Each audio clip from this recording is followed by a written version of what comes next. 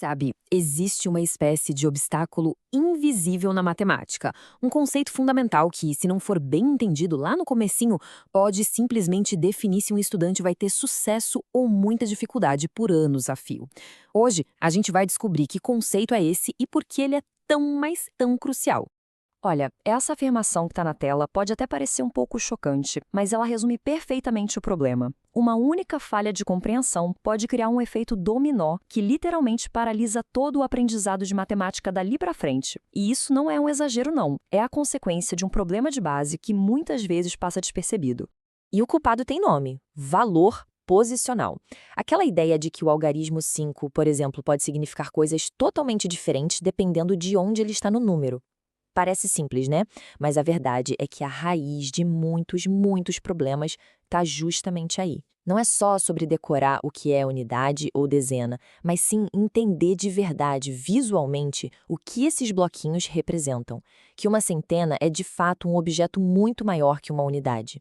Tá, mas então, como é que a gente consegue identificar essa dificuldade? Acontece que os sinais são bem claros, sabe? Só que muitas vezes eles são interpretados do jeito errado, como se fossem, sei lá, falta de atenção.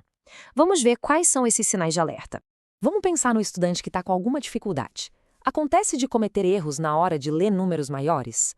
Rola uma confusão na ordem das casas, tipo dezena e centena? Existe uma dificuldade em desmontar um número? Pois é, esses não são erros aleatórios, de jeito nenhum. São sintomas diretos, claríssimos, de que a base do valor posicional não foi bem construída. E é aqui que mora a armadilha.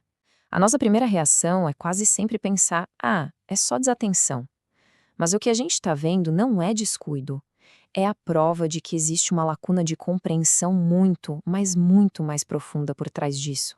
E o pior de tudo é que essa falha inicial não fica isolada, não. Ela funciona como a primeira pecinha de um dominó, sabe? Derrubando os conceitos futuros um depois do outro e contaminando todo o aprendizado de matemática que vem pela frente.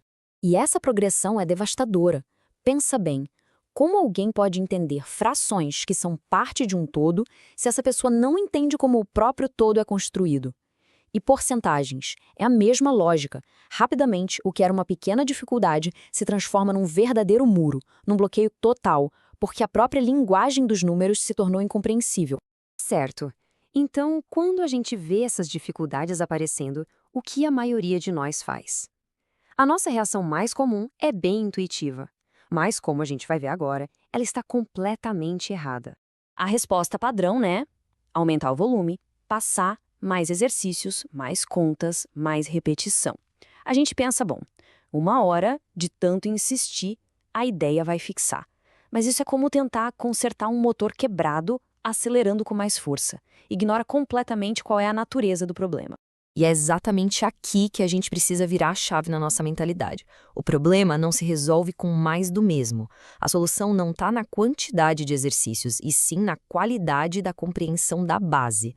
Então, se a repetição não funciona, qual é a verdadeira causa do problema? Vamos olhar de perto para a falha estrutural que está por trás de tudo isso. Olha só a diferença. De um lado, a gente tem o aprendizado correndo numa roda de hamster, sabe? Fazendo mais e mais do mesmo, sem nunca sair do lugar. Do outro lado, a gente tem a abordagem certa.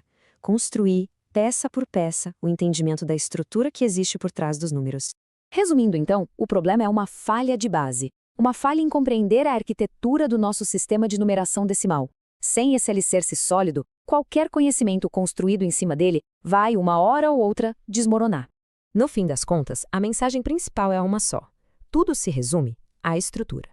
Entender o porquê por trás dos números é infinitamente mais importante do que apenas memorizar o como se faz as contas.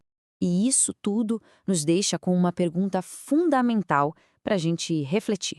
Se a repetição sem fim não é a solução, como então a gente constrói essa base sólida?